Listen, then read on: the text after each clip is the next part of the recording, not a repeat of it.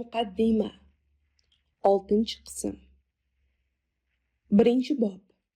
Inson sivilizatsiyasiga nigoh. 1-muqaddima.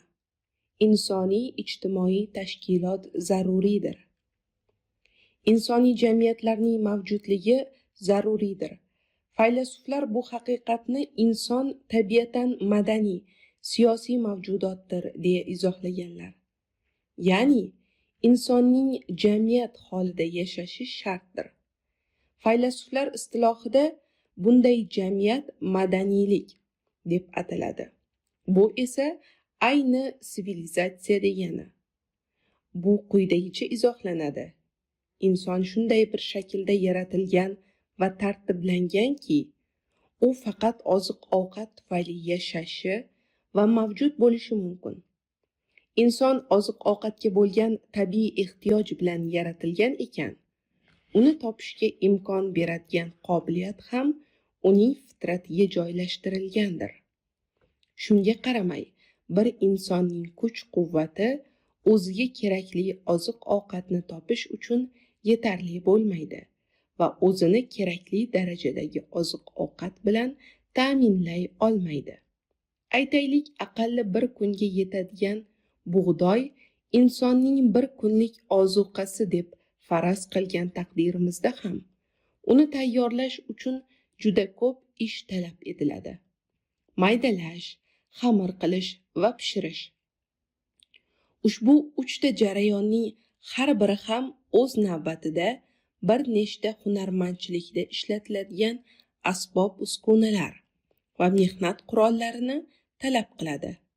Masalan, temirchilik, duradgorlik va kulolchilik kabi. Agar odam bug'doyni tayyorlamay yeya oladi deb tasavvur qilsak ham, bug'doyni yetishtirish uchun yanada ko'p amallarni bajarish kerak bo'ladi. Ekish, o'rib olish va donni poyasidan ajratish.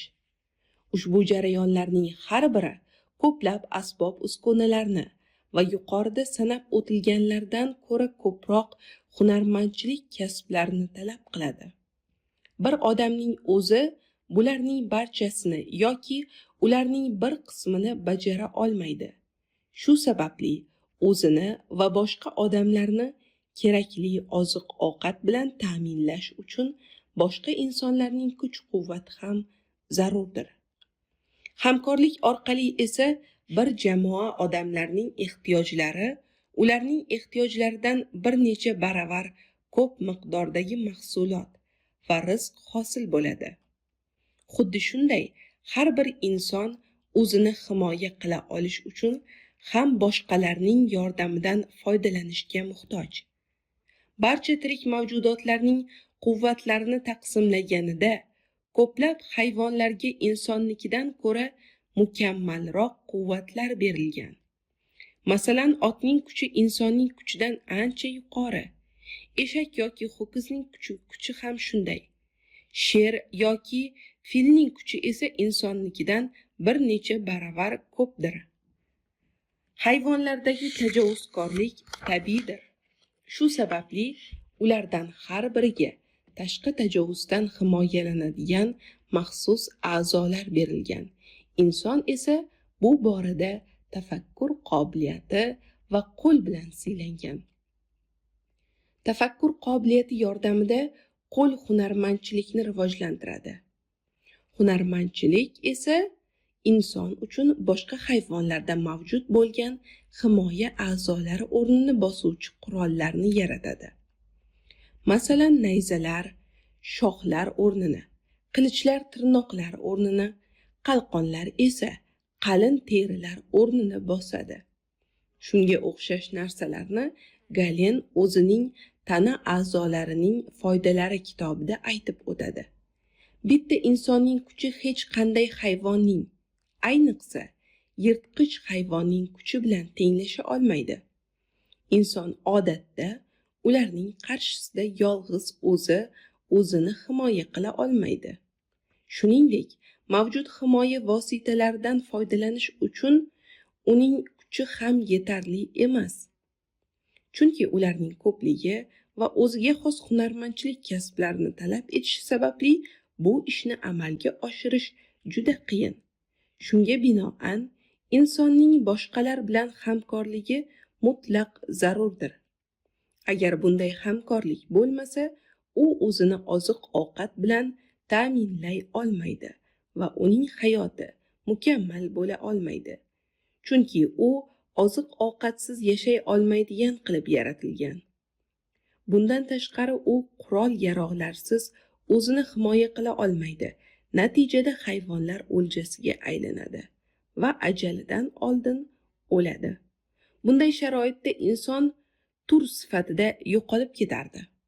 Ammo o'zaro hamkorlik bo'lsa, inson o'zini oziq-ovqat bilan ta'minlaydi va o'zini himoya qilish uchun qurol-yarog' yasaydi.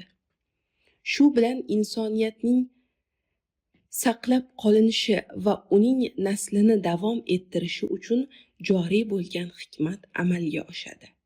Shu sababli ijtimoiy hayot insoniyat uchun zarurdir. Unday bo'lmaganida inson mavjudot sifatida mukammal bo'lmasdi.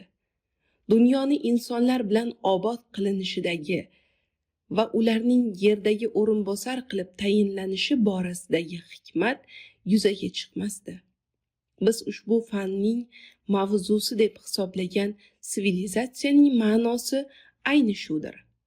Yuqoridagi mulohazalar ushbu sohadagi insoniyat sivilizatsiyasi mavzuning mavjudligini isbotlashga qaratilgan edi. Garchi mantiq ilmi qoidalariga ko'ra ma'lum bir fan bilan shug'ullanayotgan olim shu fan mavzusini isbotlashga majbur bo'lmasa-da, bunday qilish taqiqlanmagan ham. Shunday qilib, bu ishni bajarish ixtiyoriy bir tanlov hisoblanadi. Yuqorida ta'kidlanganidek, insoniyat ijtimoiy tashkilotning tashkilotini vujudga keltirib, dunyo sivilizatsiyasini yuzaga chiqararkan, o'zaro tajovuzkorlik va zulmdan saqlanish uchun ularni bu ishlardan tiyib turuvchi bir kuchga ehtiyoj sezadilar. Chunki tajovuzkorlik va adolatsizlik insonning hayvoniy tabiatida mavjud. Odamlarni hayvonlarning tajovuzkorligidan himoya qilish uchun ishlab chiqilgan qurollar insonni inson bilan tajovuzkor bo'lishidan to'xtatib qololmaydi. Zotan bu qurollar barcha odamlarda mavjud. Shunday qilib, insonlarning o'zaro tajovuzkorligiga qarshi himoya qilish uchun boshqa narsa zarur bo'ladi. Bu kuch tashqaridan kelishi mumkin emas, chunki boshqa barcha hayvonlar insonga xos ong va ilhomdan mahrum. Shu sababli bu boshqaruvni amalga oshiradigan shaxs ular orasidan bo'lishi kerak. U ularga hukmronlik qilishi va ular ustidan kuch va hokimiyatga ega bo'lishi kerak, toki hech kim boshqasiga hujum va tajovuz qilmasin. Hokimiyatning ma'nosi mana shudir. Shunday qilib, hukmdorlik insonning tabiiy sifati ekani va insoniyat uchun mutlaq zarurligi ayon bo'ladi. Faylasuflar bu hokimiyat ba'zi hayvonlarda ham mavjudligini ta'kidlashadi. Masalan, asalarilar va chigirtkalarda. Ular orasida yetakchi sifatida tabiiy xususiyatlari va tanasi bilan ajralib turadigan biriga bo'ysunish mavjudligini ko'rish mumkin. Ammo insonlardan boshqalarda bu narsalar fitriy moyillik va ilhom natijasida mavjud bo'ladi. Tafakkur yoki siyosat taqozosi tufayli emas. Faylasuflar bu dalillarga qo'shimcha qilib, payg'ambarlikni mantiqan isbotlashga harakat qiladilar.